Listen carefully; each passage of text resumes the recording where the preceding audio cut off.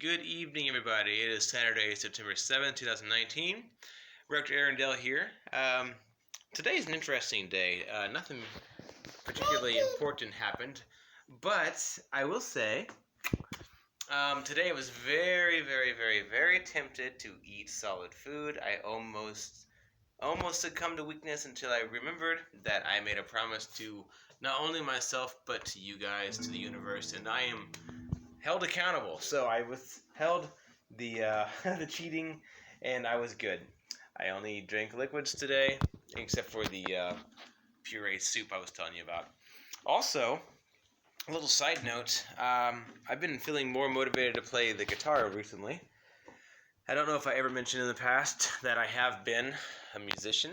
I don't like to talk about myself, but I like to sing. I like to play guitar, and I would say that I'm fairly knowledgeable in music theory, and let's just say it was a very big part of my life for a while. So I have been unmotivated to do any music at all since I moved away from the band that I was in with my little brother. Seems like playing with him was the highlight, and being without him around now didn't really feel like playing music anymore. So long story short, I didn't play much at all in the last, I don't know, 2 or 3 years.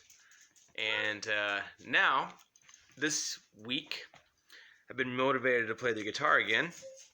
And it makes me kind of just curious about this 33-day pact, because you guys know the 3 things that I promised myself. Number 1, I was going to meditate every morning and do breath-area exercises. Number 2, I was not going to eat any solid food. And number 3, I was going to abstain from any kind of sexual activity. So basically, brahmacharyism, which means holding back your seed. So the reason I find it interesting is because life energy, prana, is kind of what makes the universe. It's the fabric of creation. But it's also, if you want to make it in a tangible form, it's kind of the energy, the excitement that you feel when you are feeling motivated to do something. So let's just say you want to do a project, I don't know, on your house. You're really excited about it. You can't think of anything else but the project, how much you want to start, what you're going to do, the design, etc. You go buy the materials and you do it. And when you're doing it, you're so enthralled by it that you don't feel hunger. You don't feel thirst. You don't really think about anybody or anything except for the project at hand. At least that's what happens for me when I'm in a project. And it's not only home improvement, but any project. That is the prana flowing through you. Essentially, that's the essence of breatharianism. They get so charged with prana, they don't feel hungry. Legitimately, they're thinking about other things. It's not even on the mind. Which is why people who do breatharian exercises charge themselves with prana so much that you lose hunger naturally. You're not starving yourself. You're just eating less because you don't think about eating. And you don't feel hungry. But, interesting concept. Prana is energy, and Kundalini is also energy. There's a lot of misconception and misunderstanding about Kundalini, especially if you grew up Baptist or in the Christian community. They're really confused about it. So Kundalini is life force energy. Particularly, it's life force energy that comes from the center of the earth and also comes through your lowest chakra, coiled like a snake in Muladhara. And essentially, Kundalini is your reserve tank. It's like you have a fuel tank for your vehicle. Well, Kundalini is a fuel tank for your body. And once you follow the 8 limbs of yoga and you purify yourself enough and you overwhelm the system that we talked about in the past, your Kundalini automatically activates.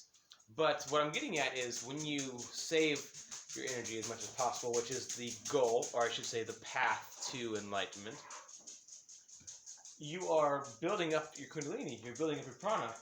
And that's also the, I mentioned it was the creation force, but it's also the creativity force.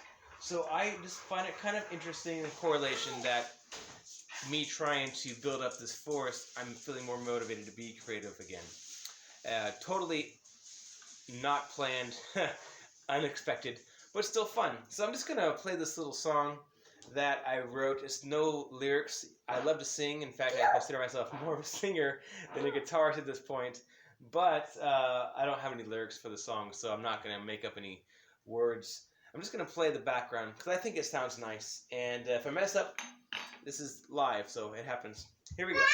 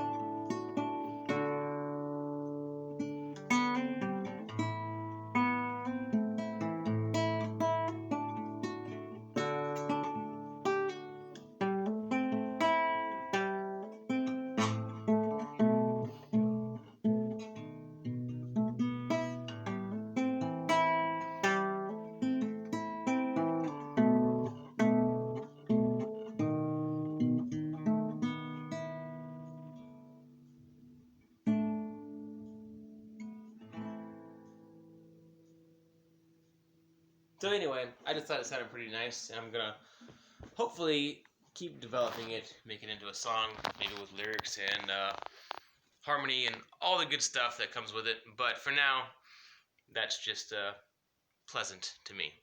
Hope you enjoyed it, and if not, thanks for watching anyway. Um, yeah, like I said, 10 days, true to the pact.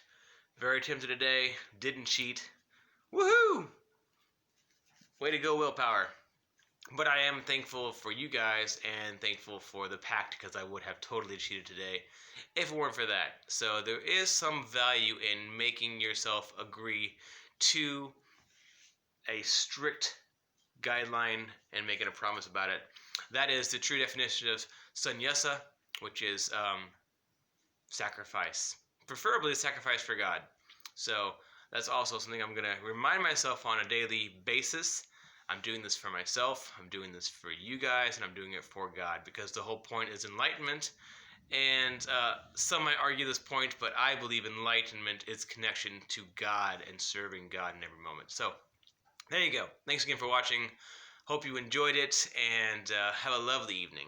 Bye-bye.